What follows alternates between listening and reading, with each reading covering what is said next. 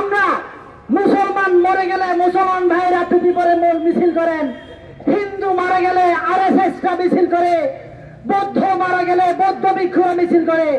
আমি আশা করেছিলাম সাইফুল ইসলাম ভাই যখন মারা গেছে, আমার হিন্দু ভাইরা, আমার বৌদ্ধ ভাইরা, আমার খ্রিস্টান ভাইরা সেই সাইফুল ভাইয়ের জন্য আপনারাও রাজপথে নামবেন।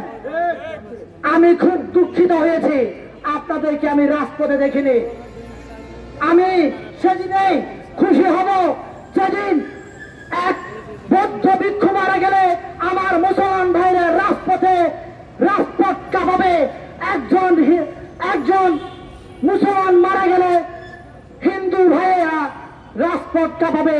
তখনই আমাদের বাংলার সম্প্রীতি আমরা তুলে ধরতে পারবো, আমরা উজ্জীবিত করতে পারবো। আমি